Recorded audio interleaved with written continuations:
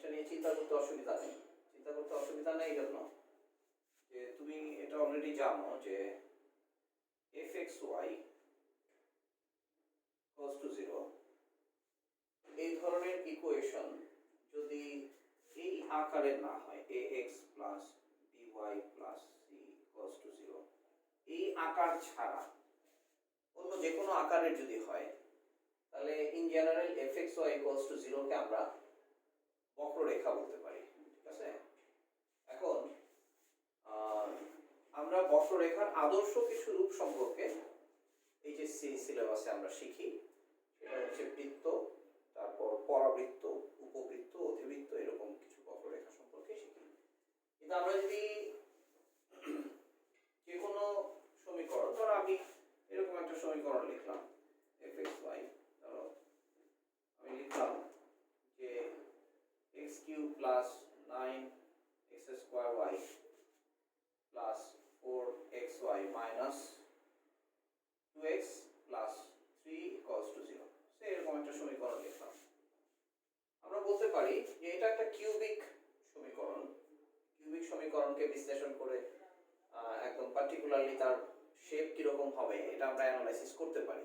হ্যাঁ, কিউবিক সমীকরণগুলোর ক্ষেত্রে কিউবিক সমীকরণগুলো এবং এগুলো কিউবিক সমীকরণ একটা জিনিস বলি যে এটার মাত্রা হচ্ছে 3। তো যদি মাত্রা বেজোড় সংখ্যা হয় তাহলে ওই বক্ররেখাগুলো উন্মুক্ত বক্ররেখা হয়, অর্থাৎ বক্ররেখাটা ক্লোজ হয়। আর যদি মাত্রা জোড় সংখ্যা হয় তাহলে বক্ররেখাগুলো ক্লোজ হয়। এটা আমরা প্রমাণ করতে পারি। মানে এটা এই এই এই আলোচনাটা আমার উদ্দেশ্য না। উদ্দেশ্য হচ্ছে আমি যে বোর্ডে একটা বক্ররেখা আঁকলাম, তুমি বক্ররেখাটা দেখে ঘাবড়ে যাওয়ার কোনো কারণ নাই যে এটা কেমন বক্ররেখা বা এটার ইকুয়েশন কি হবে, এটা চিন্তা করাটা ইয়ে না।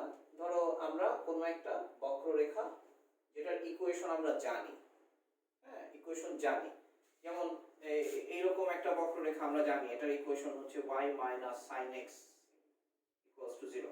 এই ধরনের ইকুয়েশনকে, এই ধরনের শেপের বক্ররেখাকে আমরা এরকম ইকুয়েশন দিয়ে রিপ্রেজেন্ট করতে পারি।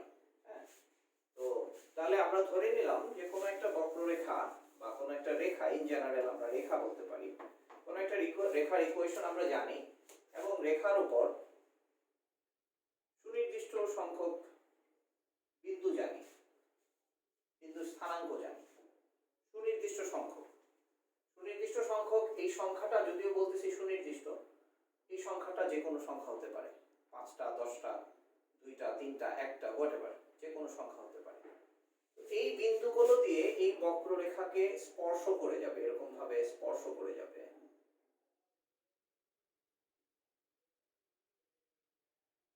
স্পর্শ করে যাবে এভাবে, তারপর এটাকেও স্পর্শ করবে, স্পর্শ করে এরপরে আর অন্য কোথাও এটাকে ছেদ করবে না। হ্যাঁ, তো যদি আমি এই ইকুয়েশনটা জানি, ধর আমি ধরে নিলাম এই ইকুয়েশনটা হচ্ছে uxy equals to 0, তাহলে এই বক্ররেখার ইকুয়েশন বের করা যায়। বুঝছো, এই ধরনের বক্ররেখার ইকুয়েশন বের করা যায়। এবং বের করা যায় মানে কি, এরকম ইকুয়েশন শুধু একটা না, যেমন আমরা যেরকম বলছিলাম যে দুই বিন্দুগামী অগণিত বৃত্ত হতে পারে, সেরকম এরকম বিন্দুগুলোতে স্পর্শকারী অগণিত বক্ররেখার ইকুয়েশন হতে পারে, এটা বের করা যায়। এটা আমার একটা পেপার ছিল ICCIT 99, ICCIT 99,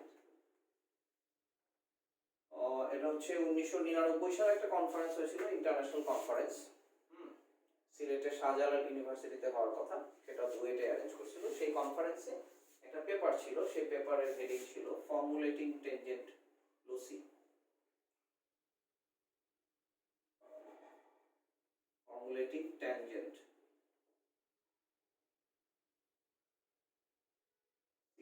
এটাকে লোকায়ও বলে আবার লুসাইও বলে। ঠিক আছে, দুই রকম উচ্চারণ, আমেরিকান ব্রিটিশ উচ্চারণ। এই লোকাই বা লোসাই মানে হচ্ছে লোকাসের প্লুরাল, লোকাসকে প্লুরাল করলে। আর ট্যানজেন্ট মানে হলো স্পর্শক,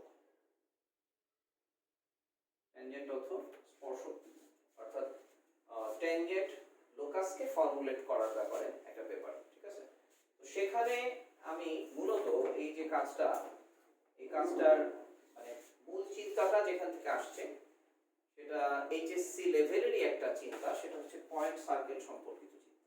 ঠিক আছে, পয়েন্ট সার্কেল বা যেটাকে তোমরা বিন্দু বৃত্ত বলো। ঠিক আছে, বিন্দু বৃত্তের কথা মনে আছে?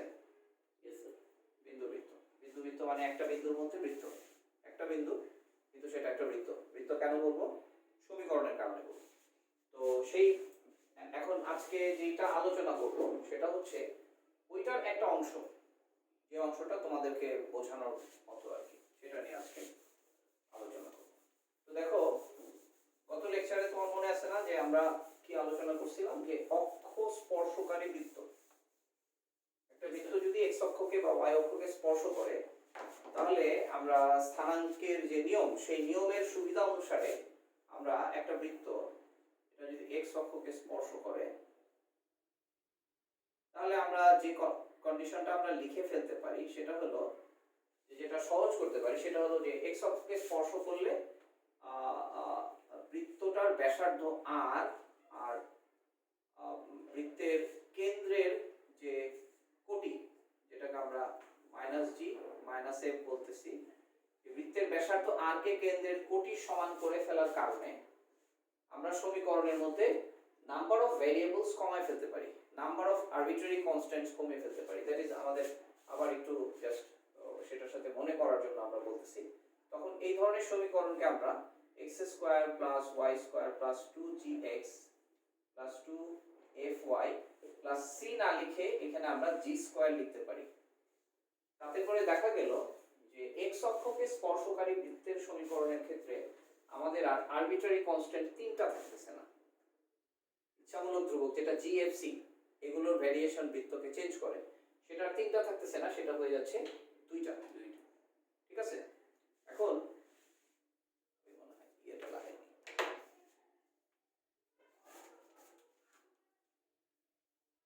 এটা লাগাও।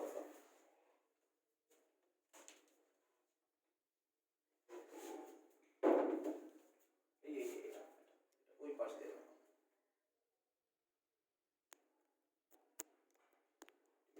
পজিশন চেঞ্জ হয়।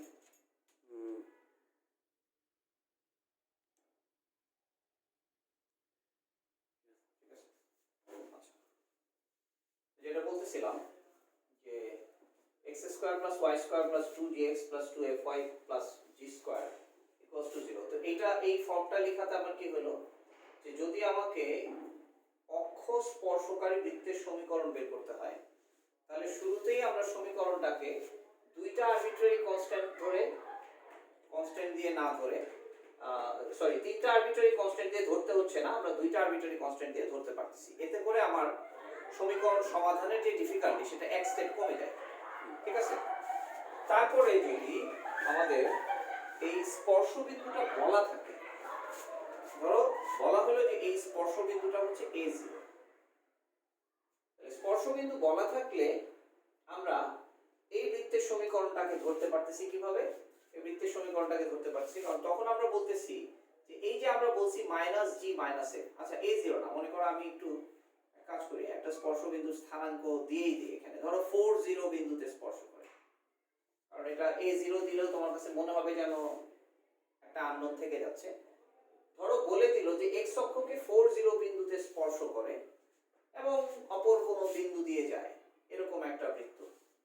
এই অপর বিন্দুটা, এই বিন্দুটা হচ্ছে 7 মনে করো একটা বিন্দু। এই প্রবলেমটা যদি আমরা সলভ করি, তাহলে 40 বিন্দুতে x অক্ষকে স্পর্শ করে এবং অপর কোনো বিন্দু দিয়ে যায়, এই ধরনের বৃত্তের সমীকরণ যদি আমাদের বের করতে বলা হয়, তাহলে প্রথম আমরা বৃত্তের সমীকরণটাকে যখন ধরবো, অ্যাজিউম করব, তখন আমরা কি করব, এই 40 বিন্দুটার দিকে আমরা তাকালে দেখি, দেখো এখান থেকে এতটুকু পর্যন্ত 4, আবার যেহেতু বৃত্তের কেন্দ্র হচ্ছে মাইনাস জি মাইনাস এ, তাহলে এটাকে আমরা আবার মাইনাস জি বলতে পারি।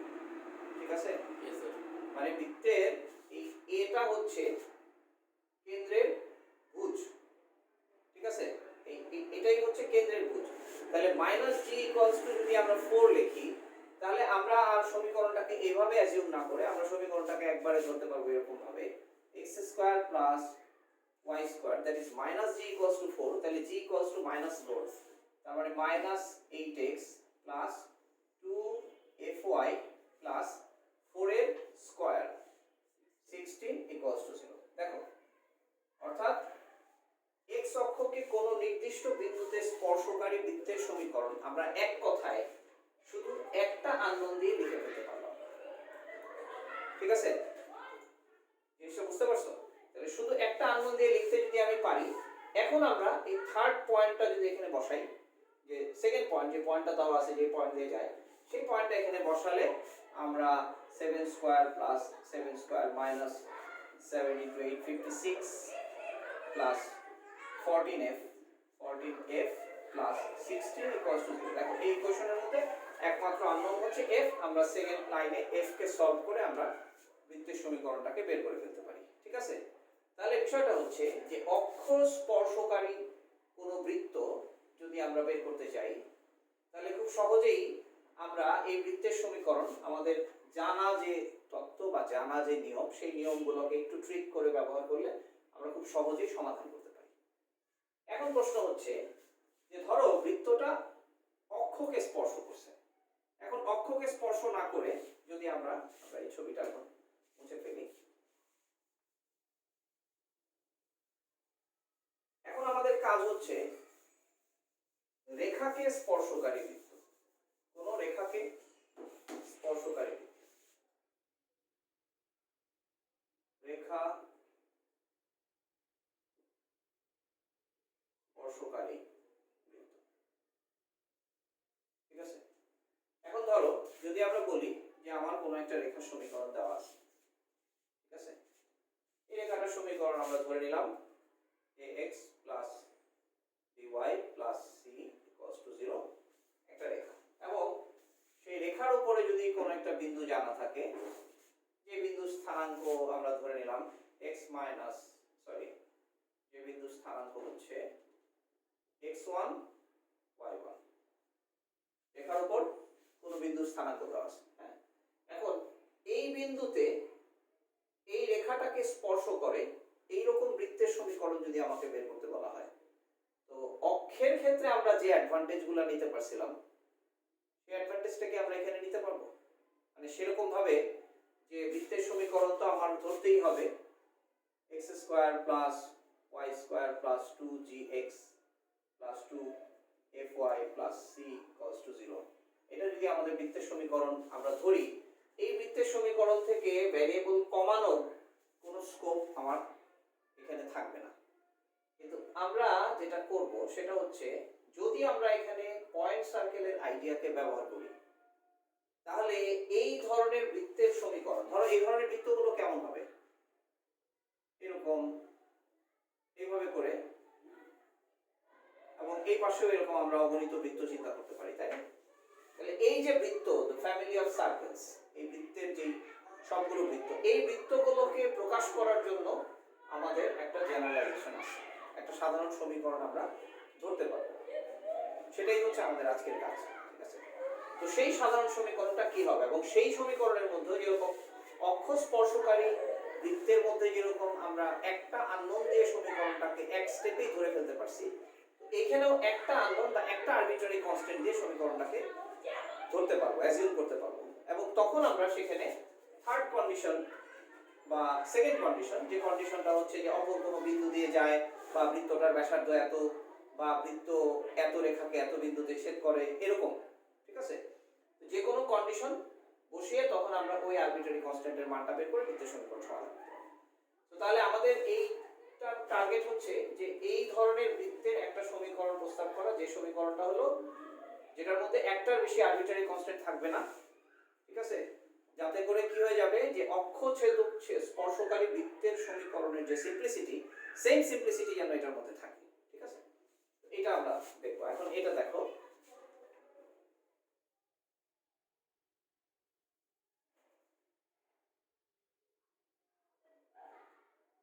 মনে করো আমাদের এখানে x1 y1 বিন্দুটা দেওয়া আছে। হ্যাঁ, এখন আমি যদি বলতাম যে এই x1 y1 বিন্দুর কাছাকাছি আমরা এখানে আরো দুইটা বিন্দু চিন্তা করি। ঠিক আছে, এই ছবিটাকে মনে একটু বড় করে আঁকলে ভালো হয়। এখানে আমরা ব্যবহার করব, আমরা এইভাবে করে একটু বড় করে ছবিটা আঁকি। দেখো মনে করো একটা রেখাকে এই বিন্দুতে স্পর্শ করবে একটা বৃত্ত, ঠিক আছে? এখন আমরা যদি এই বিন্দুর পাশাপাশি কাছাকাছি এরকম দুইটা বিন্দু ধরে আমরা যদি মনে করি এরকম একটা বৃত্ত, বৃত্তটা যদিও বৃত্ত হয় না, একটু ডিমের মতো হয়ে গেছে, অসুবিধা নেই। আচ্ছা, তাহলে এরকম একটা বৃত্ত, এই বৃত্তটা কি করলো, এই সরলরেখাটাকে এই দুইটা বিন্দুতে ছেদ করলো। এখন যদি আমার এই দুইটা বিন্দু দেওয়া থাকতো, ঠিক আছে, মনে করো এটা হচ্ছে আমার x1 y1 আর এটা হচ্ছে x2 y2 আর এই বিন্দুটা হচ্ছে x3 y3।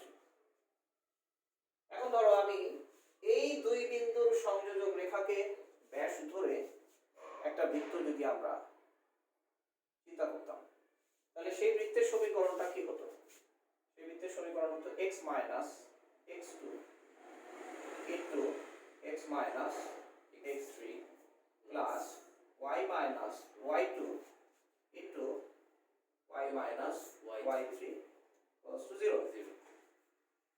তাহলে এটা ছিল কি, এটা হলো এই বিন্দুর দুই পাশে দুইটা বিন্দুকে আমরা ধরে নিলাম, সেই দুই বিন্দুকে ব্যাস ধরে, সেই দুই বিন্দুর সংযোজক রেখাকে ব্যাস ধরে অঙ্কিত বৃত্ত, ঠিক আছে? এরপর যদি আমরা চাইতাম যে এই দুই বিন্দুগামী যে কোনো বৃত্ত বের করতে, এরকম যে কোনো বৃত্ত বের করতে যদি চাইতাম, তাহলে ওই যে আমাদের খলিফার সূত্র যেটা ছিল, যে খলিফার সূত্রে চিন্তা করো, তখন আমরা কি করতাম, এই রেখাটা ধরো আমাদের এই রেখার সমীকরণ, এই রেখার সমীকরণ x1 x3 y3 দিয়ে আমরা বের করতে পারি। ধরো আমাদের এই রেখার সমীকরণ আমরা আগে থেকে বের করে নিয়েছি। ধরো এই রেখাটার সমীকরণ হচ্ছে ax by c = 0, ঠিক আছে? তাহলে এই রেখার সমীকরণটা আমরা কি করতাম, এটার সাথে k দিয়ে যোগ করতাম, k দিয়ে গুণ করে যোগ করতাম।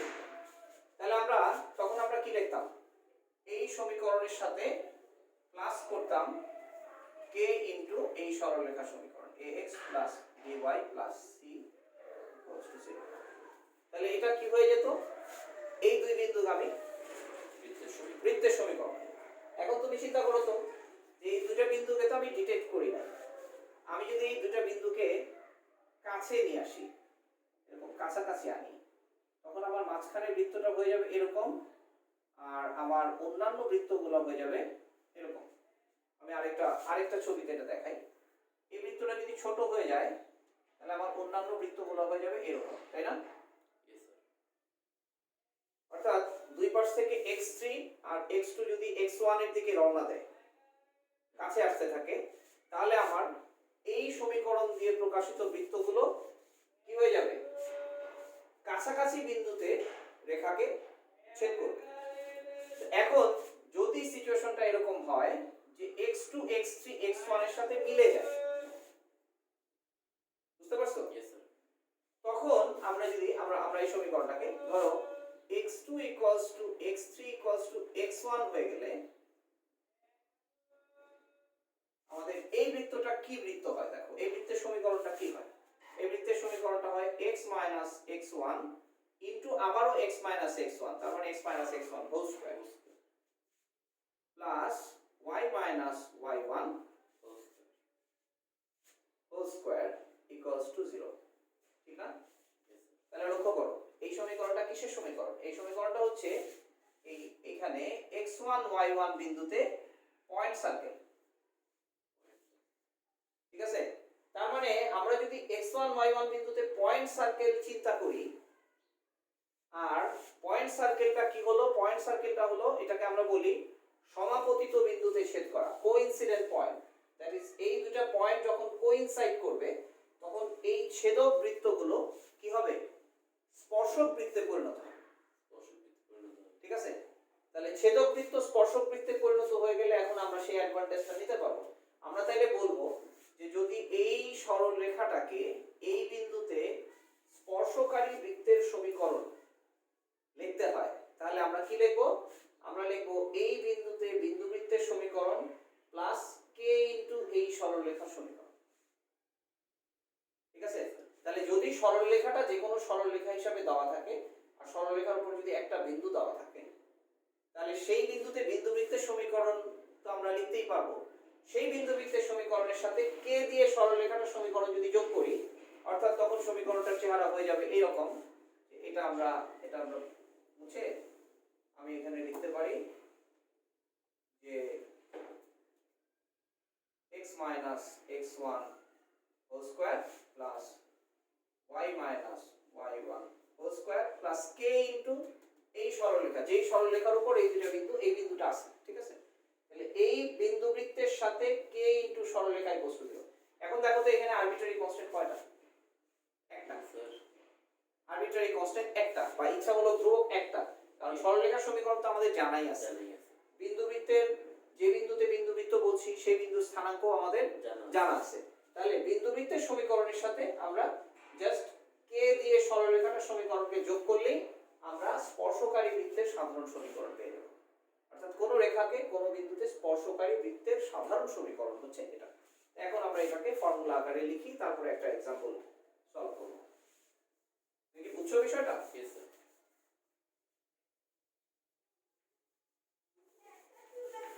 পয়েন্ট সার্কেলের সমীকরণ দিতে এরকম হয় স্যার, আমি স্যার একটু আগে স্যার চিন্তা করে রাখছি।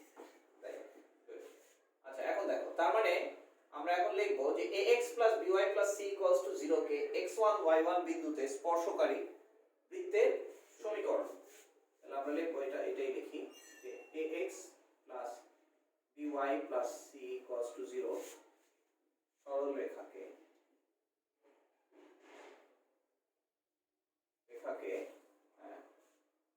x1 y1 বিন্দুতে স্পর্শকারী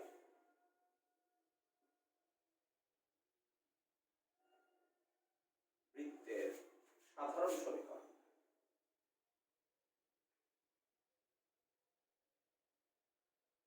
এটা হচ্ছে আমাদের ফর্মুলা। এই সাধারণ সমীকরণ কি হবে? x minus x1 whole square plus y minus y1 whole square plus সরলরেখার সমীকরণ some arbitrary constant k into ax plus by plus c equals to 0। ঠিক আছে? এটা হচ্ছে আমাদের সূত্র। এখানে যে কোনো সরলরেখাকে কোনো নির্দিষ্ট বিন্দু দিয়ে স্পর্শকারী বৃত্তের সাধারণ সমীকরণকে আমরা এভাবে লিখতে পারবো। তাহলে এখানে আমাদের কি হলো যে পুরো সমীকরণটার মধ্যে একটা মাত্র আরবিট্রারি কনস্ট্যান্ট। এখন যদি আমাকে তৃতীয় বিন্দু বসাতে দেওয়া থাকে, তাহলে তৃতীয় বিন্দু বসায় আমরা এখানে k এর মান বের করে দেব। ঠিক আছে? এখন ইন্টারেস্টিং ব্যাপার হচ্ছে যে এই ধরনের গাণিতিক সমস্যা আমাদের এইচএসসি সিলেবাসে আগে ছিল। ঠিক আছে? কিন্তু যেহেতু সমস্যাগুলো সলভ করাটা স্টুডেন্টদের জন্য অনেক কঠিন হয়ে যায়, কারণ এই তিনটা তোমাকে যদি আমি এখন দেখাই যে যদি আমি এটাকে ব্যবহার না করি, এই ফর্মুলা ব্যবহার না করে যদি এই প্রবলেমটা সলভ করতে যাই, তাহলে আমাদের ডিফিকাল্টি যেটা হবে সেটা হলো এই তিনটা আননোন দিয়ে সমীকরণটাকে ধরতে হবে। প্রথম স্টেপে তিনটা আননোন দিয়ে সমীকরণটাকে ধরতে হবে। ধরার পর আমাদের কোন নির্দিষ্ট বিন্দুতে একটা বৃত্ত যদি কোন সরলরেখাকে স্পর্শ করে, তাহলে সরলরেখাটা বৃত্তের স্পর্শক হয়। হ্যাঁ, তো বৃত্তের কোন নির্দিষ্ট বিন্দু দিয়ে একটা স্পর্শক রেখা আঁকলে সেই স্পর্শকের সমীকরণের জন্য আবার আরেকটা সূত্র আছে। ঠিক আছে? তাহলে এই বিন্দুতে এই সরলরেখার স্পর্শকের সমীকরণটাকেও আবার লিখতে হবে। ঠিক আছে? তাহলে ওই স্পর্শকের সমীকরণ, ধরো ব্যাপারটা এরকম যে আমরা প্রথম তো লিখলাম যে এটা হচ্ছে বৃত্তের সমীকরণ, তাহলে ওই স্পর্শকের সমীকরণ লিখতে হবে। সেই স্পর্শকের সমীকরণ লেখার পর ওই স্পর্শকের সমীকরণের সাথে এই সরলরেখার সমীকরণকে মিলিয়ে জিএফসি এর মধ্যে একটা রিলেশন বের করতে হবে। ঠিক আছে? তাহলে ওটা হচ্ছে একটা ইকুয়েশন। তারপরে আবার জিএফসি এর মধ্যে একটা রিলেশন বের করতে হবে। সেই রিলেশনের মধ্যে আমরা আসলে যেটা পাবো যে একটা সরলরেখা এবং আরেকটা সরলরেখা স্পর্শকের সমীকরণটা ওই বিন্দুর জন্য যখন ধরবো, সেই সমীকরণের মধ্যে জিএফসি থাকবে। তো জিএফসি এর সাথে এই সরলরেখার সমীকরণটি যদি আমরা কোরিলেট করব, তখন সেখান থেকে আমরা দুইটা শর্ত পাবো একসাথে। বুঝছো ব্যাপারটা এরকম আর কি। মনে করো আমরা সে আমি জিএফসি দিয়ে বোঝানোর জন্য জাস্ট একটা ইকুয়েশন লিখি। ধরো 3g + 2f - C minus C বা plus C equals to plus C equals to GFC দিয়ে ইকুয়েশন তো x প্লাস by জিএফসি দিয়ে একটা ইকুয়েশন প্লাস সি তিনটা আননোন প্লাস সি এর সাথে আবার একটা সংখ্যা আসবে যখন আমি কোনো বিন্দু সমীকরণের মধ্যে বসাবো তখন x স্কয়ার y স্কয়ারের জায়গায় একটা সংখ্যা আসবে তাহলে c প্লাস মনে করো 7 এরকম ইকুয়ালস টু 0 একটা সমীকরণ আসলো অর্থাৎ এই সমীকরণের মধ্যে আননোন কি GFC 7 ঠিক আছে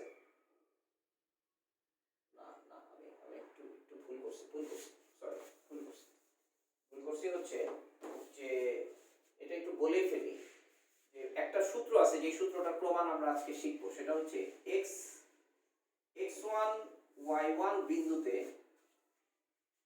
এই বৃত্তটার কোনো স্পর্শকের সমীকরণ ঠিক আছে তাহলে x1 y1 বিন্দু দিয়ে যখন এই বৃত্তটার স্পর্শকের সমীকরণ আমরা লিখবো সেটা লিখবো এরকম এটা হচ্ছে formula xx1 plus y1 plus g into x plus x1 plus f into y plus y1 plus c equals to 0 ঠিক আছে তাহলে এখানে দেখো এই সমীকরণের মধ্যে আমাদের GFC আননোন আর সমীকরণটা কিন্তু একটা সরলরেখার সমীকরণ দেখো এখানে x আছে এখানে y আছে এখানে x আছে এখানে y আছে তার মানে এটা হচ্ছে xy এর একটা একঘাত সমীকরণ ঠিক আছে তাহলে যে বৃত্তটাকে আমরা ধরলাম সে বৃত্তের কোন নির্দিষ্ট বিন্দুতে স্পর্শকের সমীকরণ এটাকে আমরা বলতে পারি আর এই সমীকরণটা তখন হয়ে যাবে এই সরলরেখার সাথে অভিন্ন সমীকরণ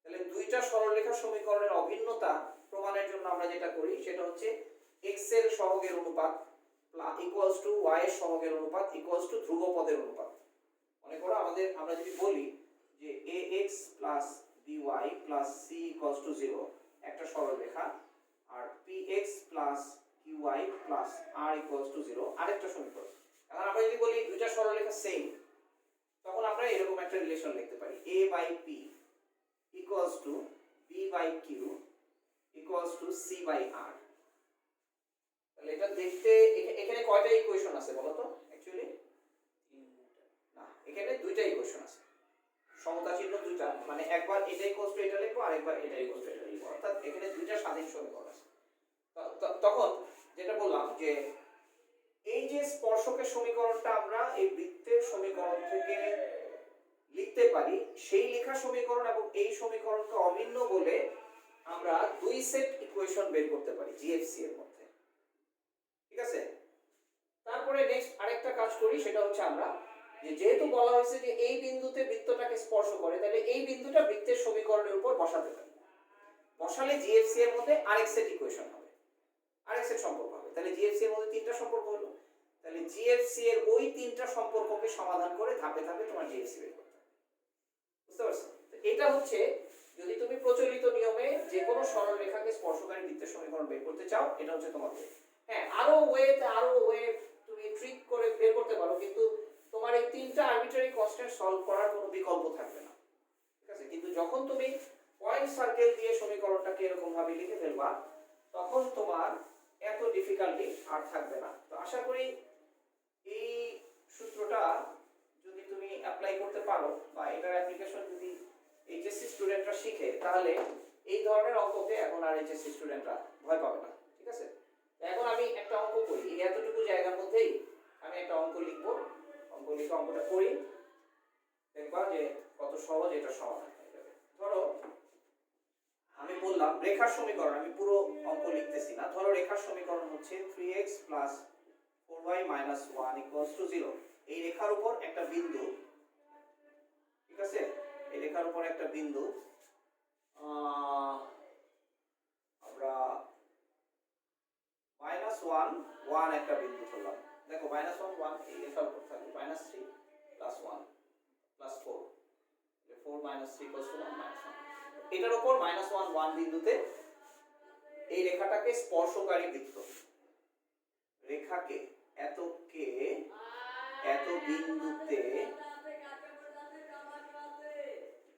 স্পর্শ করে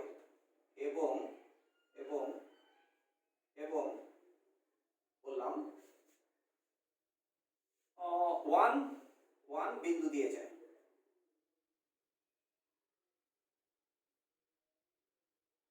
এই বৃত্তকে এই বিন্দুতে স্পর্শ করে এবং 1 1 বিন্দু দিয়ে যায়, এরকম বৃত্তের সমীকরণ আমাকে বের করতে হবে। এখন আমরা বলছি যে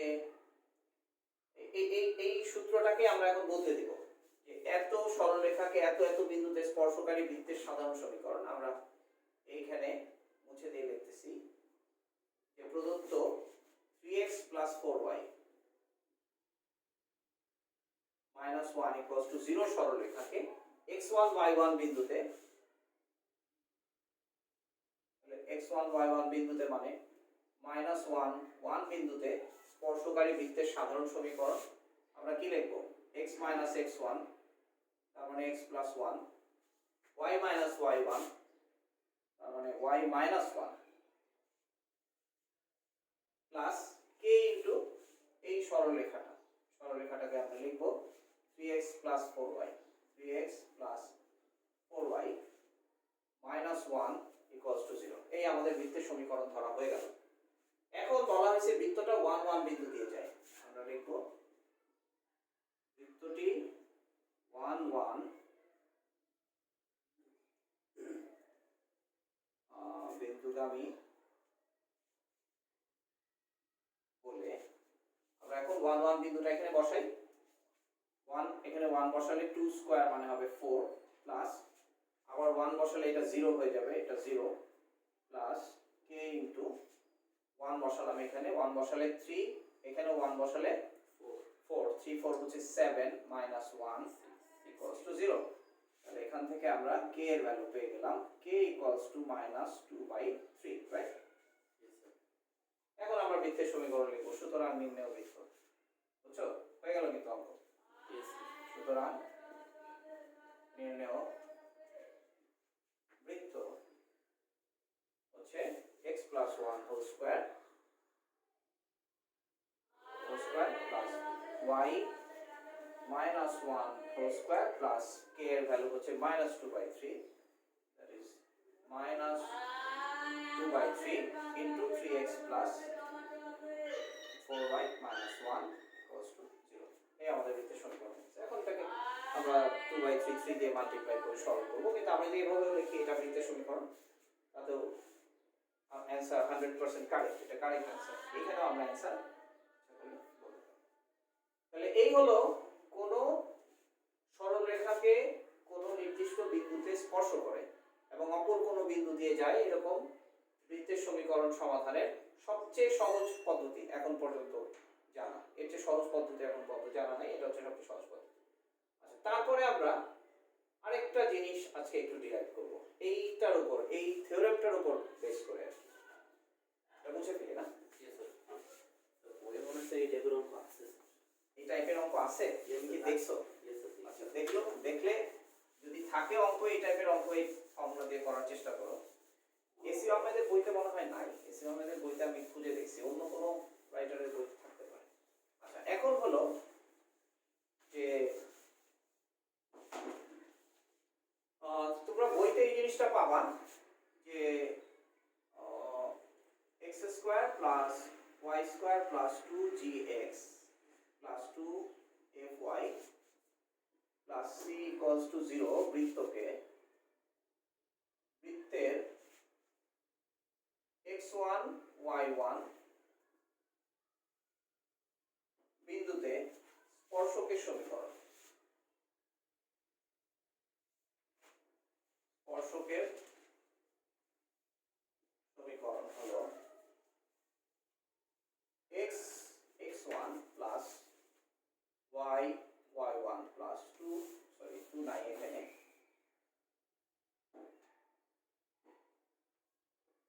এটা হচ্ছে g into x plus x1 plus f into y plus y1 plus c equals to 0। অর্থাৎ বৃত্তের সমীকরণ যদি এভাবে দেওয়া থাকে, তাহলে বৃত্তের কোন বিন্দুতে স্পর্শকের সমীকরণ হচ্ছে এটা। এখন লক্ষ্য করো, এটা মুখস্থ করা খুব কঠিন না, কিন্তু যদি তোমাকে এর চেয়ে সহজ কোনো শর্ত দেওয়া হয়, মানে এর চেয়ে সহজ কোনো পদ্ধতি বলে দেওয়া হয়, মানে যেখানে মুখস্থ করাটা খুব কঠিন না, যেমন তুমি আমাকে আমাকে বলো যে এই বিন্দুতে বিন্দুবৃত্তের সমীকরণ মুখস্থ করা কি খুব কঠিন? এই বিন্দুতে বিন্দুবৃত্ত, এখন এটার বিকল্প মানে এই সূত্রের বিকল্প সূত্র লিখব। আমি এটাকে বিকল্পই বলতেছি, কেউ হয়তো এটাকে বেটার বলতে পারে, এটা যার যার ইচ্ছা। বিকল্প বললাম যেহেতু আগের একটা নিয়ম আছে, কাজে এটাকে আমরা বিকল্প বলতে পারি। বিকল্প হচ্ছে আমরা করব কি, যে স্পর্শকের সমীকরণ হচ্ছে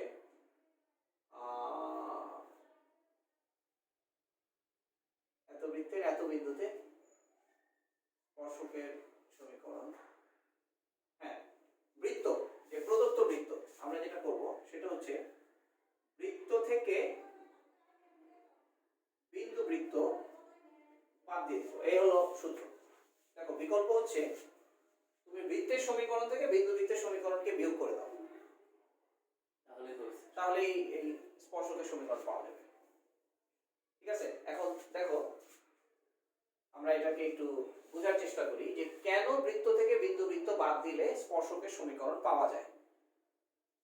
দেখো বৃত্ত হচ্ছে একটা বক্ররেখা, ধরো এইটাকে আমরা বললাম বিন্দু বৃত্ত, একটু বড় করে বিন্দুটাকে বড় করে আঁকলাম, বড় করে আঁকলেও আসলে বিন্দু বিন্দুই হয়, কিন্তু আমি বোঝানোর সুবিধার্থে আমরা মনে করো বিন্দু বৃত্তটা বিন্দু বৃত্ত হওয়ার আগে যখন তার একটা আকৃতি ছিল, ঠিক আছে, মানে বিন্দু বৃত্ত হওয়ার কিছু কাল পূর্বে বা কিছু আগে যখন তার একটা ব্যাসার্ধ ছিল, তখন বিন্দু বৃত্তটা এরকম ছিল। তো বৃত্ত থেকে যদি তখন আমরা বিন্দু বৃত্তের সমীকরণটাকে বিয়োগ করতাম, তো সমীকরণ বিয়োগ করা যোগ করা আসলে এরকমই, যে বিয়োগ করা মানে হচ্ছে ওই যে আরবিট্রারি কনস্ট্যান্ট k এর জায়গায় -1 বসিয়ে যোগ করা, তাই না? মানে আমরা যেটা বলছি যে fxy plus k into gxy, এরকম সমীকরণ কি হয়, fxy এবং gxy এর ছেদবিন্দুগামী হয়। এটা আগে বুঝাইছি যে এই ধরনের সমীকরণ কি হয়, fxy বক্র এবং gxy বক্রের ছেদবিন্দুগামী হয়। তো এই k এর মান আমি -1 বসালেও সেরকম ছেদবিন্দুগামী একটা কিছু হবে। এখন সেই একটা কিছুটা কি হবে সেটা আমরা বুঝবো সমীকরণের চেহারা দেখে।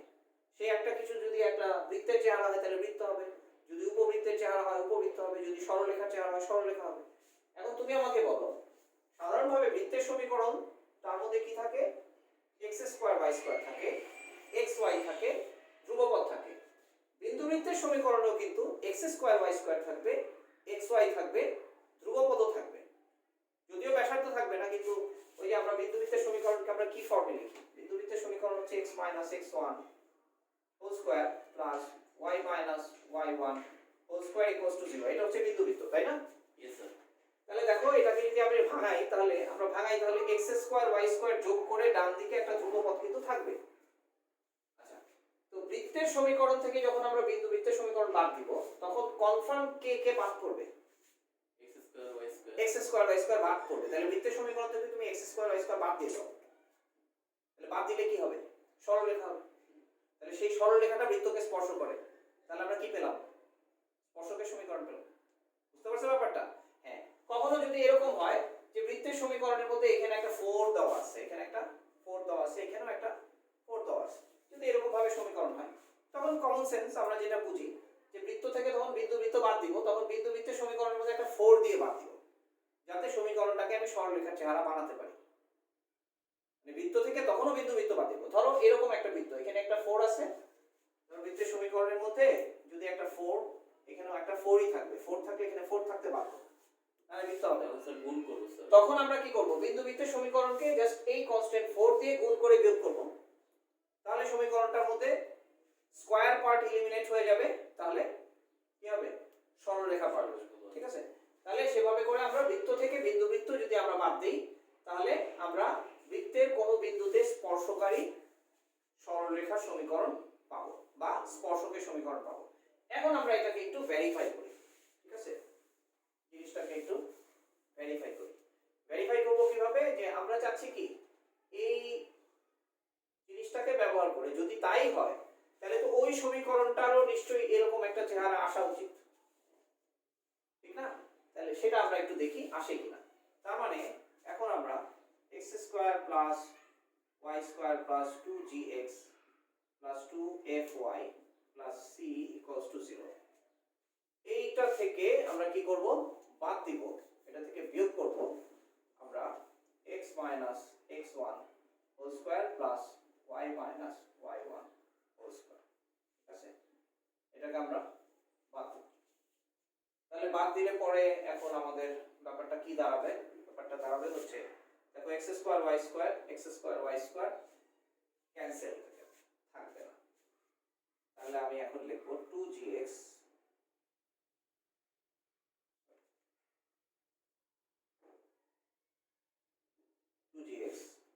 প্লাস 2fy প্লাস c থাকবে মাইনাস এখানে x স্কয়ার y স্কয়ার থাকবে x1 square sorry minus y1 square থাকবে, x1 স্কয়ার y1 স্কয়ার থাকবে। আর এখানে হলো মাইনাস 2x x1, এই মাইনাসের জন্য এটা হয়ে যাবে প্লাস 2x x1। তারপর এখানে হয়ে যাবে প্লাস 2y y1। আর কিছু কি বাকি আছে? আর কিছু কিন্তু বাকি নাই, ইকুয়ালস টু 0। এখন আমরা একটা কাজ করব, এই সমীকরণটার চেহারা আর এটার চেহারা কিন্তু এক না। আমরা কিন্তু অলরেডি এটা কয় ঘাত সমীকরণ বলো দেখি? x এর ঘাত এটার উপর যদিও দুই ঘাত আছে, কিন্তু এটা তো ভ্যারিয়েবল না, এটা কনস্ট্যান্ট। c ও কনস্ট্যান্ট, f g কনস্ট্যান্ট, তাহলে এটা হচ্ছে একটা এক ঘাত সমীকরণ। তার মানে এটা কিন্তু একটা xy এর এক ঘাত সমীকরণ, কিন্তু তারপরে এটাকে দেখতে কিন্তু এটার মতো লাগতেছে না। সো এটা একটু কনফিউশন ক্রিয়েট করে। তাহলে যদি এটা আর এটা সেম হয়, তাহলে এই সমীকরণটাকে এই সমীকরণের চেহারা দিতে পারা আমাদের উচিত। তো সেটার জন্য আমরা একটা কাজ করব, সেটা হলো যে যেহেতু বলছে যে এই বৃত্তের উপর এই বিন্দুতে স্পর্শক, তাহলে এই এই এই যে এই বিন্দুটা এই বৃত্তের সমীকরণে বসালে ফলাফল শূন্য হওয়া উচিত। তাহলে আমরা যেটা করব সেটা হচ্ছে যে এই x1 y1, আচ্ছা এটাকে আমরা হ্যাঁ আমরা এই যে এই x1 square y1 square eliminate করতে হবে। তো আমরা দেখো আমি একটু লিখি, তারপরে তুমি মেনে নিবা।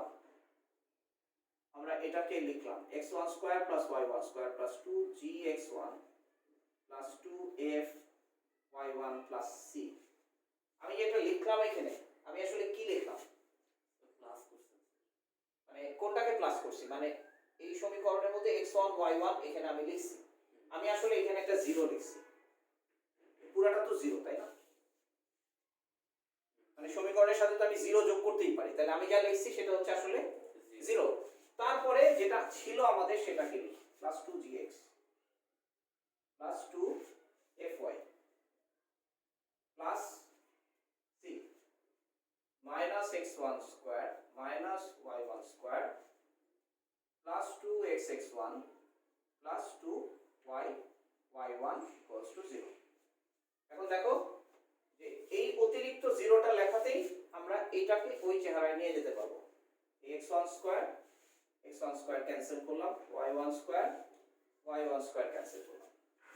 এখন আমরা যেটা লিখতে পারবো দেখো 2g কমন নিলে এখানে x1 আর এখানে x, 2g কমন নিলাম x1 x, তাহলে x1 plus x plus 2f common নিলে y1 plus y plus y1 লিখি y প্লাস y1 আর এখানে লিখি x প্লাস x1। ঠিক আছে, এরপরে হচ্ছে 2g 2f কমন নিলাম 2c। এরপরে দেখো এখানে হলো 2x x1 plus 2x x1 plus 2y y1 plus 2c equals to 0। ওই যে দেখো ওই চেহারা আমাদের চলে আসছে। এখন একটু আগে পরে করব, 2 দিয়ে ডিভাইড করে আমরা লিখতে পারি x x1 plus y y1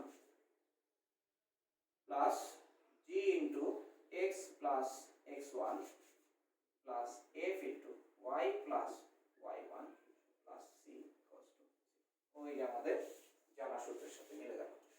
তাহলে বিন্দুবৃত্ত ব্যবহার করে আমরা এই সূত্রটাকে আবার প্রমাণও করলাম। বুঝতে পারছো? তার মানে আমরা আমরা এখানে মূলত দুইটা সূত্র পেলাম। একটা হচ্ছে যে কোনো সরলরেখাকে কোনো বিন্দুতে স্পর্শকারী বৃত্তের সাধারণ সমীকরণ হচ্ছে বিন্দুবৃত্ত প্লাস কে ইনটু সরলরেখা, এটা একটা সূত্র। আর আরেকটা হচ্ছে কোনো বৃত্তের কোনো বিন্দুতে স্পর্শকের সমীকরণ হচ্ছে বৃত্ত থেকে ওই বিন্দুতে বিন্দুবৃত্তের সমীকরণের বিয়োগফল। ঠিক আছে? তো এখন এটা কি শুধু আমরা সরলরেখা বৃত্ত স্পর্শকের ক্ষেত্রে ব্যবহার করতে পারবো না, এটাকে আমরা বৃত্ত বৃত্ত স্পর্শকের ক্ষেত্রে ব্যবহার করতে পারবো। একটা বৃত্তকে একটা নির্দিষ্ট বিন্দুতে স্পর্শ করে এবং আরেকটা নির্দিষ্ট বিন্দু দিয়ে যায়, এরকম বৃত্তের সমীকরণ যদি বের করতে বলা হয়, সেক্ষেত্রেও আমরা যেটা করতে পারবো সেটা হচ্ছে বৃত্তের সমীকরণের সাথে কে দিয়ে বিন্দু বৃত্তের সমীকরণকে যোগ করে দিব, তারপরে তৃতীয় বিন্দু বসাবো, কে এর মান বসাবো, বের করবো। মানে বলতেছি, মানে এই জিনিসটা বুঝছো তো? ক্লিয়ার? বুঝছি।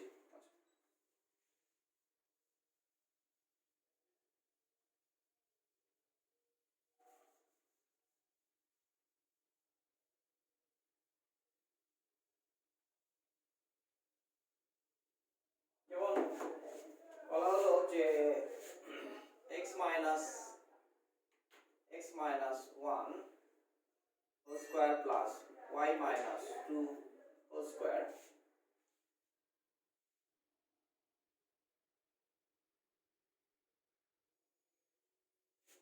equals to 25, এরকম একটা বৃত্তকে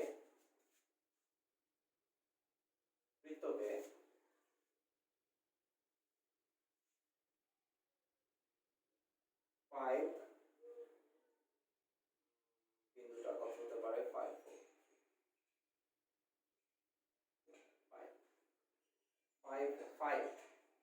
দেখো তো 5 বিন্দুটার বৃত্তের উপর থাকবে না, এখানে 5 বসালে এখানে হবে 4 স্কয়ার প্লাস এখানে 5 বসালে এখানে হবে 3 স্কয়ার ইকুয়াল টু 25। এত বৃত্তকে 5 বিন্দুতে স্পর্শ করে, বিন্দুতে স্পর্শ করে এবং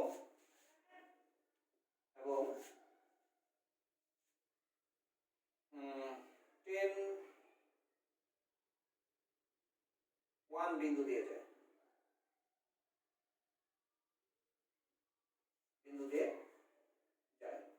এরকম একটা বৃত্তের সমীকরণ, এরূপ বৃত্তের সমীকরণ, এরূপ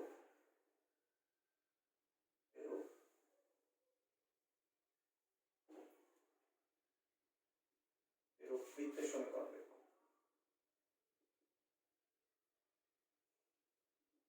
ঠিক আছে? তো এই সমীকরণটাকেও আমরা যেটা অ্যাজিউম করতে পারবো সেটা হলো প্রথম যে বিন্দুতে স্পর্শ করে সেই বিন্দুতে বিন্দুবৃত্তের সমীকরণকে বৃত্তের সমীকরণের সাথে কে দিয়ে যোগ করব। তাহলে আমরা লিখবো যে ধরি বৃত্তের সমীকরণ